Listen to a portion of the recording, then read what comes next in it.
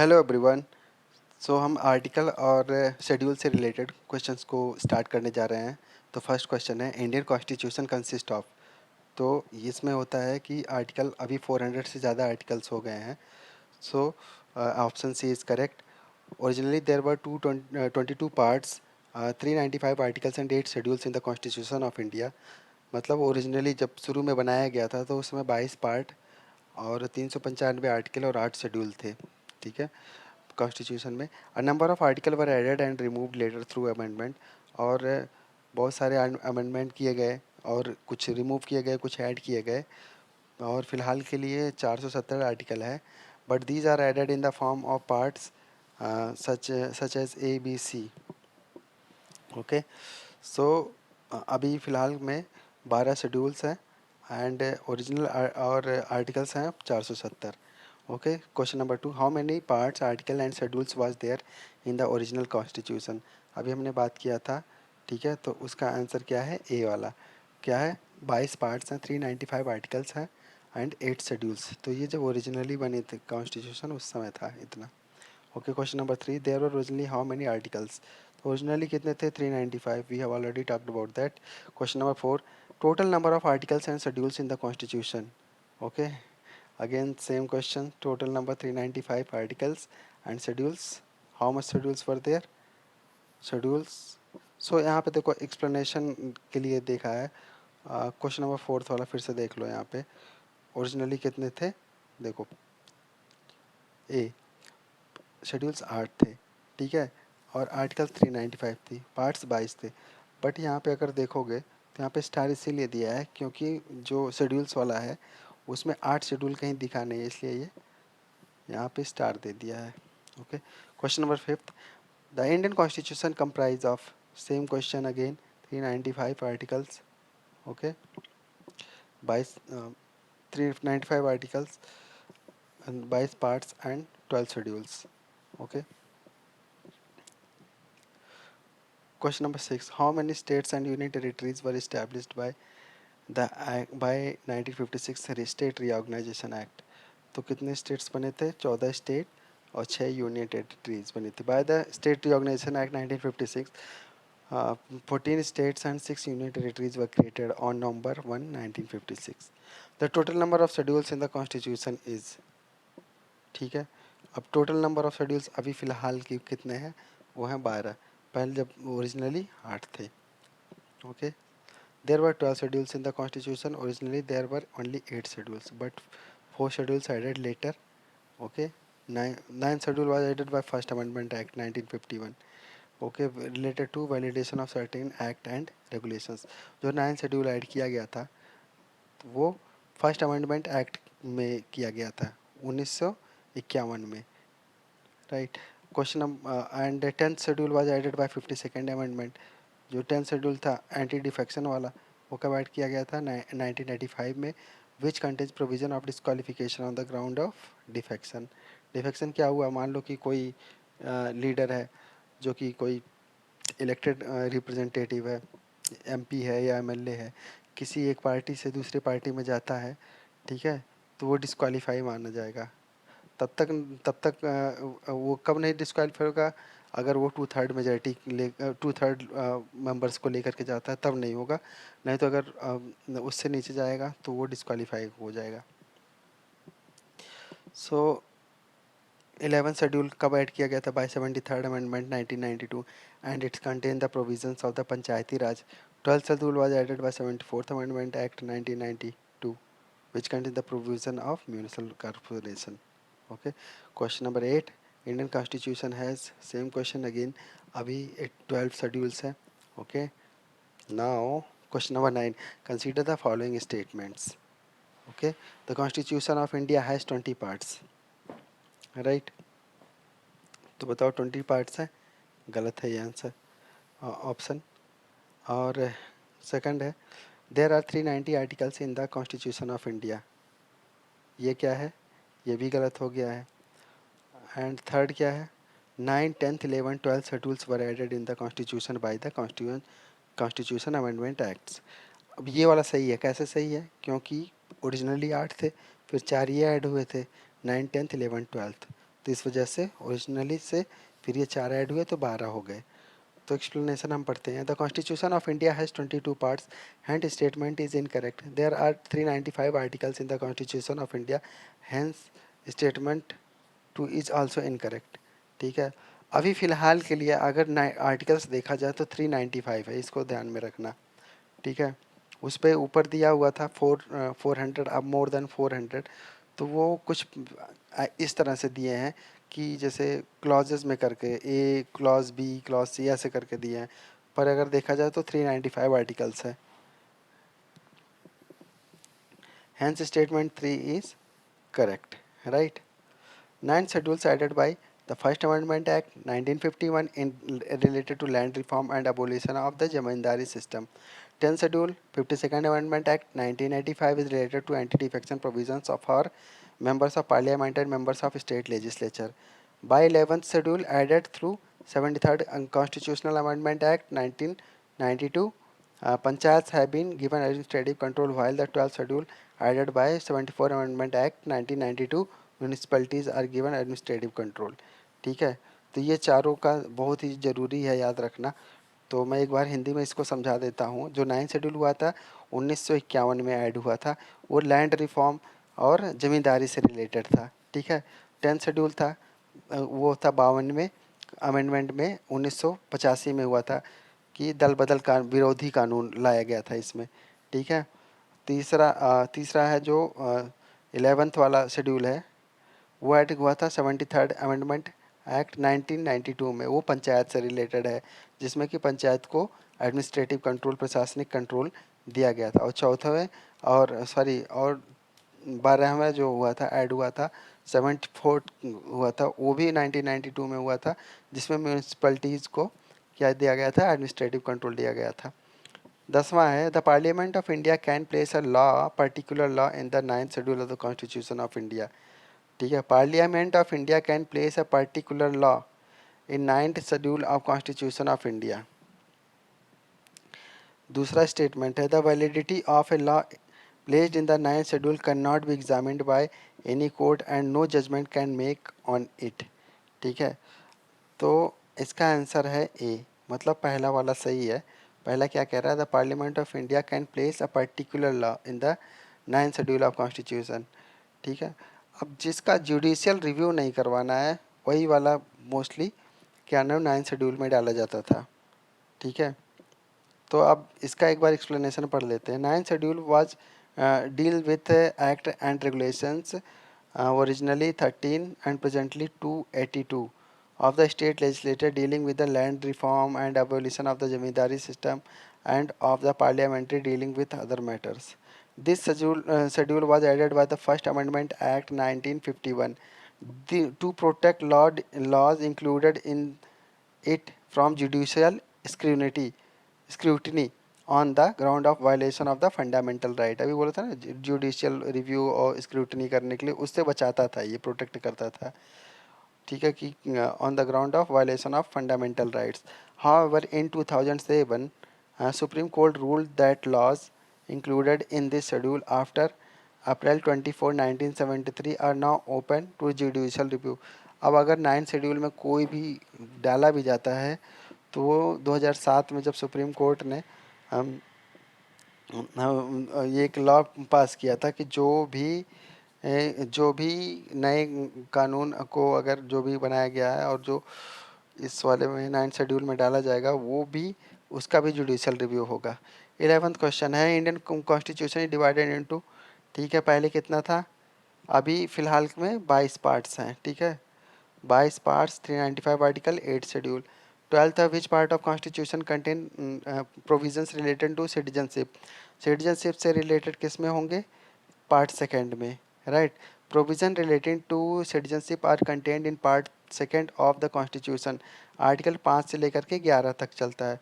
Which one of the following is not correctly matched. ठीक है, कौन सा करेक्टली मैच्ड नहीं है, देखो citizenship part second of constitution सही है कि नहीं, ठीक है सही है। फंडामेंटल राइट पार्ट थर्ड में है ना। फंडामेंटल ड्यूटीज़ किस में है, part fourth A of the constitution. State part six of the constitution. तो इसमें कौन सा सही सही है, गलत है? इसमें जो गलत है वो सी वाला है। ठीक है, कि fundamental duties part 4A of the constitution. अब हम इसका एक्सप्लेनेशन पढ़ लेते हैं। The provisions related to fundamental duties is included in part 4A which was inserted in the constitution in 1976. Other provisions are correctly matched. Provision related to fundamental duties included in part 4A. Part 4A, right. देखो यहाँ पे क्या लिखा है, fundamental duties part 4A, और यहाँ पे लिखा है सो citizenship part 2nd of constitution, fundamental right part 3rd of constitution, fundamental duties part 4A of constitution and state part 6 of constitution। इसमें सारे सही हैं, कोई भी इनकरेक्ट नहीं है। इसमें गलत आंसर दिया है। यहाँ पे देखो, the provision related to fundamental duties is included in part 4A which was inserted in the constitution in 1976। ठीक है, तो ये सारे सही हैं। Question number 14, match list 1 which list 2। Okay, तो इसमें क्या है कि लिस्ट 1 को लिस्ट 2 से मैच करना है, राइट। तो पहला क्या है, formation of a new state. ठीक है, तो ए का क्या है, ए का 2 है, ए का 2 है, article 3 of the constitution of India. ठीक है, सेकंड है बी का 1, citizenship part 2 of the constitution of India. C का 4, fundamental right part 3 of the constitution of India. And D का 3, सेटिंग ऑफ एडमिनिस्ट्रेटिव ट्राइब्यूनल्स। इसका होगा article 323A of the constitution of India. एक बार इसको यहाँ पे पढ़ लेते हैं नीचे। Formation of a new state article 3 of the constitution, Indian citizenship part 2 of the constitution, fundamental right part 3 of the constitution, setting of administrative tribunal article 323A। Question number 15, which one among the following is not correctly matched? Citizenship part 2nd, union territories part 7th। ठीक है, तो B वाला incorrect हो गया। First वाला जो है citizenship part 2nd में है, ये तो सही है। सी वाला म्यूनिसिपैलिटीज़ जो है part 9th A, and elections part 15। तो और सारे सही हैं, बट ये यूनियन टेरिटरीज वाला गलत है। ठीक है, सो सिटीजनशिप किस में है, 2nd में है। यूनियन टेरिटरीज किस में है, पार्ट 8 में है। म्यूनिसिपैलिटीज़ किस में है, 9th ए में है, और इलेक्शंस 15 में है। और ये देखो ARO में आ चुका है, यूपी 2016 री एग्ज़ाम में, और इस बार री एग्ज़ाम हो रहा है, दोबारा से आ सकता है। Next, which part of our constitution envisages a 3 tier system of panchayat? किस पार्ट में दिया गया है 3 tier ऑफ पंचायत? तो ये है पार्ट 9 में दिया गया है। इन 1992 73rd and 74th constitutional amendment were passed by the parliament. 73rd amendment is about the rural local government known as Panchayati Raj institution. 74th amendment is related to urban local government Nagar Palikas. 73rd amendment introduced 3 tier of panchayat system in part 9 of the constitution. At the base is Gram Panchayat covering a village or a group of villages. At the intermediary level is the Mandal or Taluk Panchayat. The intermediary level body need not to be constituted in the smallest state having a population less than 20 lakhs. At the apex is the Jila Panchayat covering the entire rural area of the district. Which part and chapter of the constitution deal with the legislative relation between the union and the state? Part 11 and chapter 1। ठीक है, कि ये कह रहा है कि Indian constitution का कौन सा पार्ट जो है वो डील करता है legislative relation between union and state. जो लेजिस्लेटिव रिलेशन विधान से संबंधित जो है वो यूनियन और स्टेट का है। तो इसमें है part 11 of the constitution deal with the relation between union and state. Chapter 1 of part 11 is about distribution of legislative power between union and state, whereas chapter 2 deal with the administrative relation between them. ठीक है, chapter 1 जो है part 11 का जो है वो deal करता है distribution of legislative power between union and state, जबकि जो भाग 2 है 11 पार्ट का वो डील करता है administrative relation between them, between state and centre. Part 12 किस चीज़ से डील करता है? Part 12 finance, property, contract and suit, इसे डील करता है। Which one of the following schedule of Indian constitution list the name of state and specifies there territories? अब ये किस में हो सकता है? इसका होगा फर्स्ट शेड्यूल में ही है ये। ओके, तो first schedule, this list the state and territories of India. Second schedule, list the salaries of the official holding public office, judge and CAG. Third schedule, forms of oath and affirmation. Fourth schedule, this details the allocation of seats in Rajya Sabha. 19th, which of the following are enshrined in the third schedule of India Constitution? तो इसका first देखते हैं statement, form of oath of office for minister for a union. तो ये वाला क्या है? ये गलत है। Form of oath to be made by the chief justice of Supreme Court, ठीक है, ये इंश्राइंड है। थर्ड है form of oath of office for the president of India, ये भी इंश्राइंड है थर्ड शेड्यूल में। Form of oath to be made by a member of parliament, ये भी इंश्राइंड है। ठीक है, तो ऑप्शन, 1 मिनट, हाँ, तो इसका जो ऑप्शन होगा ना, ये पहला वाला जो मिनिस्टर वाला है ना, यूनियन का मिनिस्टर, ये भी सही है। और जो चीफ जस्टिस वाला है ये भी सही है। और फोर्थ वाला form of oath to be made by a member of parliament, ये भी सही है। ठीक है, जो थर्ड वाला है form of oath of office for president of India, ये गलत है। ओके, तो इसका क्या है, देखो हम एक्सप्लेनेशन पढ़ लेते हैं। The third schedule of Indian constitution deal with the form of oath and affirmation to be made by the following. ठीक है, कौन कौन है उसमें? देखो, अब मिनिस्टर ऑफ ए यूनियन, जो संघ का जो मंत्री होगा उसका होगा। A candidate for election to parliament, ठीक है, जो पार्लियामेंट का इलेक्शन के लिए कैंडिडेट होगा। ए मेंबर ऑफ पार्लियामेंट, ठीक है, जो मेंबर होगा पार्लियामेंट का। जजेस of Supreme court and comptroller and auditor general of India, जो जज होंगे सुप्रीम कोर्ट के और सीएजी होंगे। द स्टेट मिनिस्टर होंगे, वो भी होंगे।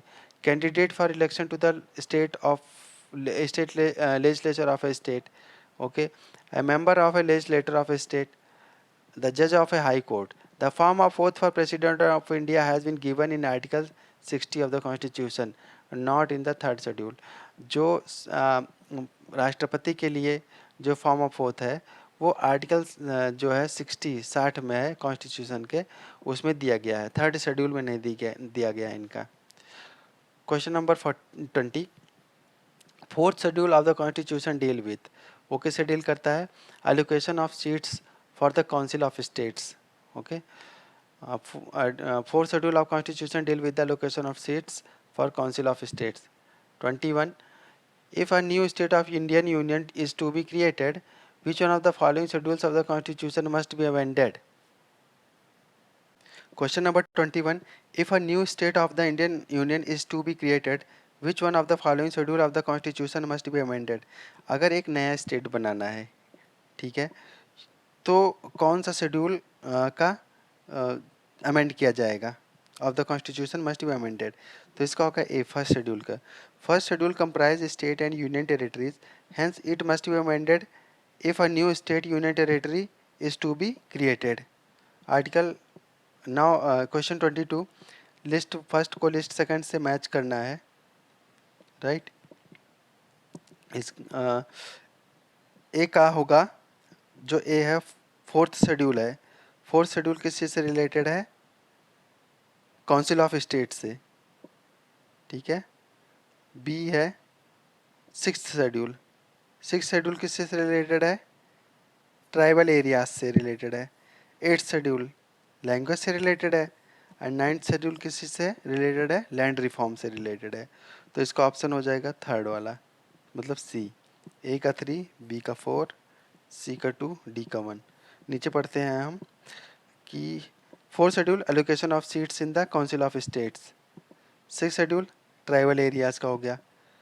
एट शेड्यूल लैंग्वेजेस का। नाइन शेड्यूल लैंड रिफॉर्म का। Now 23rd, under which schedule of the Constitution of India can be transferred of a tribal land to private property parties for mining be declared null and void? इसका होगा fifth schedule. Okay, answer है B. Supreme court in its landmark judgement in the case of Samatha versus state of Andhra प्रदेश।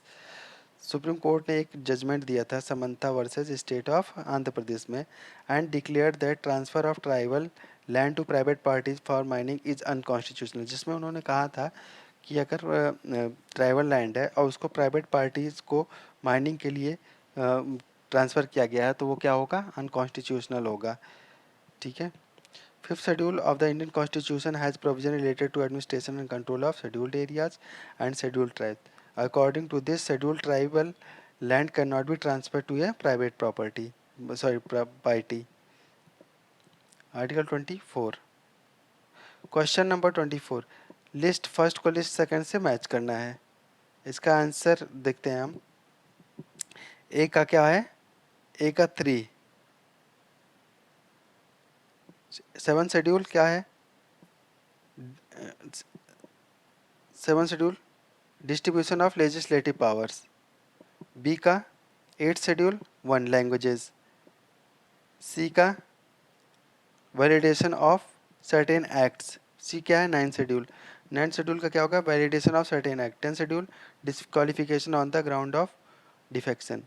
तो ऐसे भी हम देख सकते हैं कि जो 8th शेड्यूल है वो तो बहुत फेमस है, लैंग्वेजेस के रिलेटेड है। 10th शेड्यूल किस चीज़ से है, डिस्क्वालिफिकेशन से है। अगर इन दोनों को ही हम मैच कर लेंगे तो आ जाएगा आंसर इसका। ये भी आर में क्वेश्चन आ चुका है।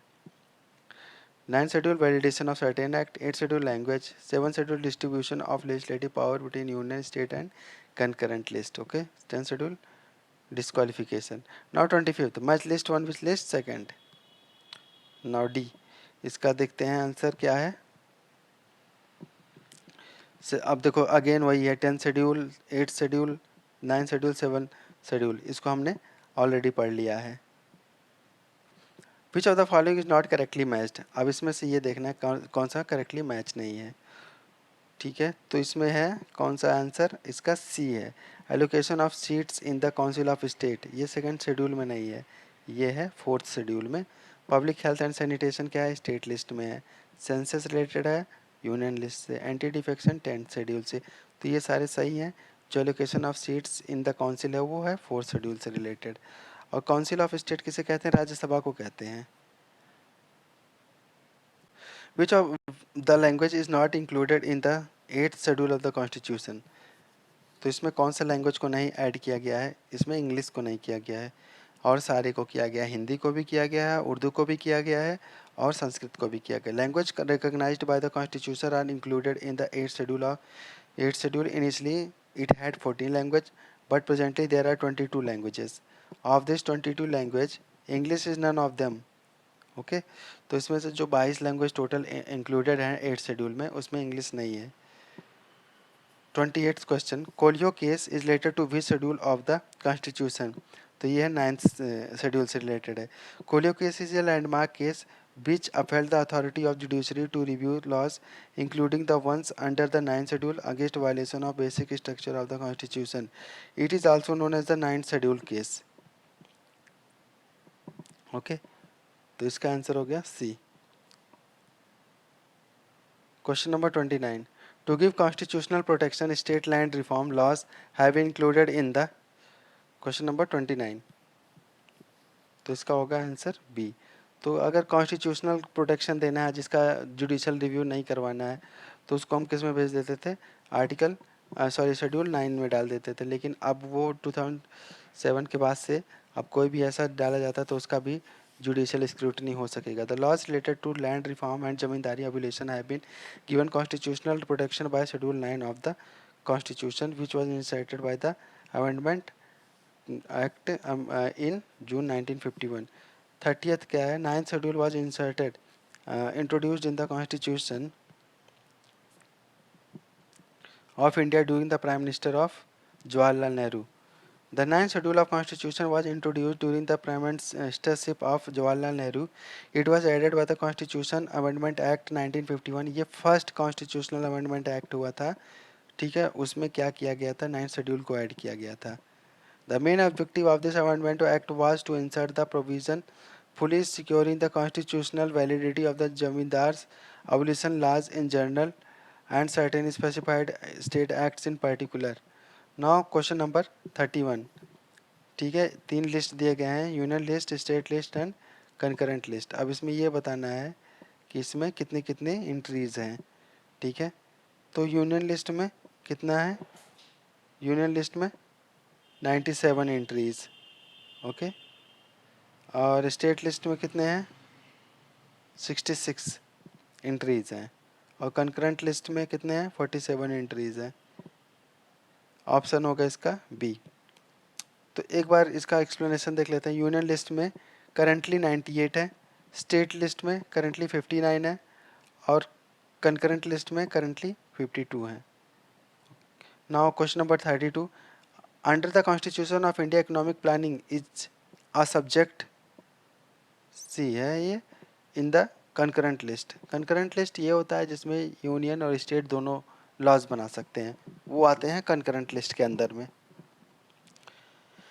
Entry number 20 of the concurrent list is related to economic and social planning.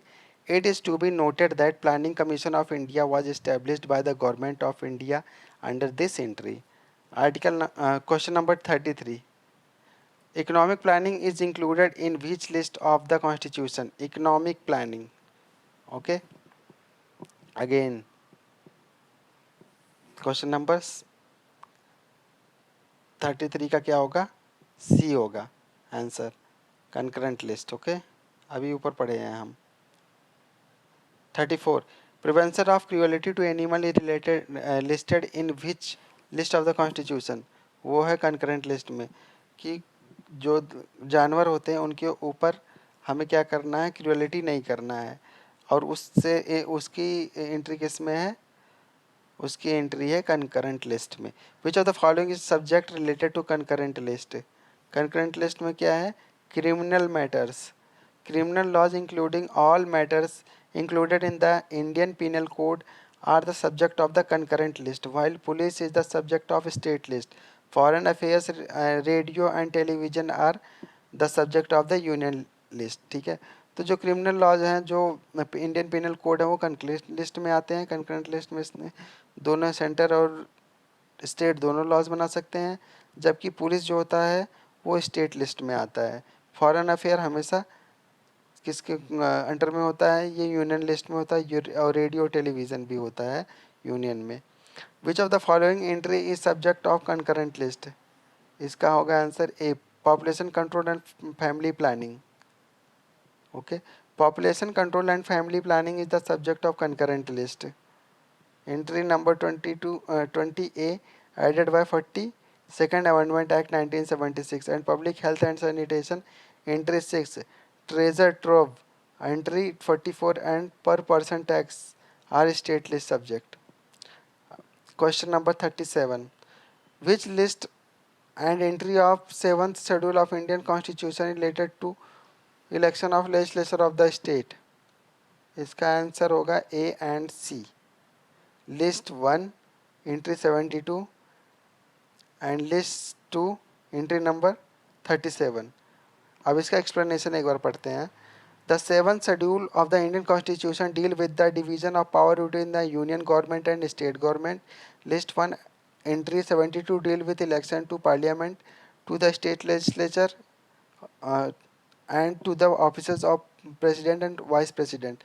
The election commission list second entry deal with the election to the legislature of the subject state to the provision of any law made by the parliament. Hence both options A and C are correct. Okay. Question number 38. 37 को एक बार आप दोबारा से पढ़ देना और इसके explanation को समझ लेना. Which list and entry of 7th schedule of Indian constitution related to election of legislature of the state. तो मतलब 7th शेड्यूल का जो Indian constitution related list and entry है वो इलेक्शन से रिलेटेड कौन सी है उसके बारे में दिया हुआ है। तो इसका है लिस्ट 1 एंट्री 72 और list second entry number 37। Which of the following subject lies in the concurrent list. अब इसमें कंकरेंट लिस्ट में कौन सा बोला था, एजुकेशन है, क्योंकि इसके ऊपर स्टेट गवर्नमेंट और यूनियन गवर्नमेंट दोनों लॉज बना सकती है।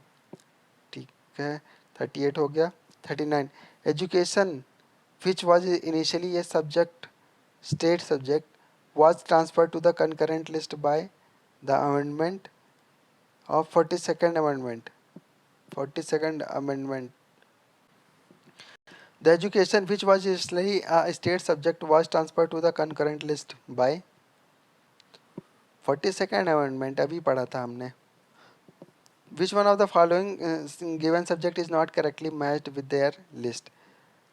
ठीक है, इसमें पूछ रहा है कि कौन सा लिस्ट करेक्टली मैच्ड नहीं है। इसमें है स्टॉक एक्सचेंज जो है कंकरेंट लिस्ट जो दिया गया है वो जो है करेक्टली मैच नहीं है। फॉरेस्ट है कंकरेंट लिस्ट में, इस पर स्टेट और सेंटर दोनों बना सकता है। पोस्ट ऑफिस सेविंग बैंक यह यूनियन लिस्ट में आता है। पब्लिक हेल्थ आता है किस चीज़ में, स्टेट में। अब हम एक्सप्लेनेशन पढ़ेंगे। Stock exchange and post office savings are the subject of the union list while public health is a subject of state list. Forest is the subject of concurrent list. Initially it was under the state list. Okay, 42 union list, state list, concurrent list, residuary objects. ठीक है, तो union list में क्या आएगा, census आएगा। State list में police आता है एंड पब्लिक ऑर्डर आता है। कंकरेंट लिस्ट में population control and family planning आता है। और रेजिडरी पावर स्पेस वगैरह रिसर्च जो है वो इसमें आता है रेजिडरी पावर में। 43rd which of the following provision of the constitution of India have a bearing on education। ठीक है, और जो स्टेटमेंट्स हैं उसमें 4 स्टेटमेंट है, डीपीएसपी है, rural and urban local bodies, 5th schedule, 6th schedule. 43rd का आंसर देखते हैं। 43rd का आंसर जो है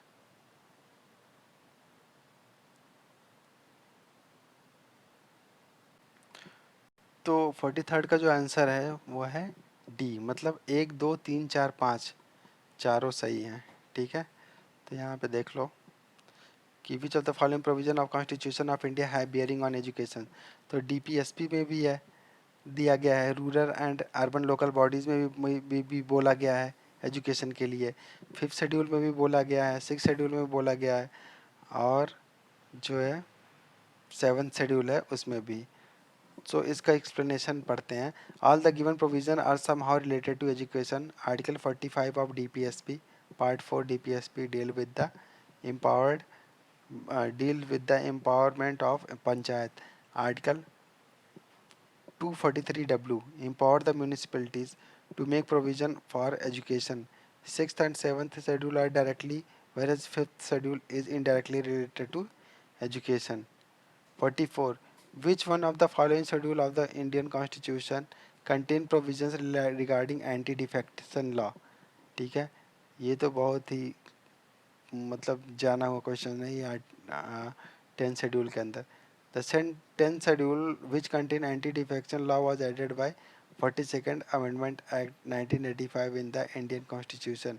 it contains provisions regarding anti defection laws and lays down the process by which legislator may be disqualified on the ground of defection.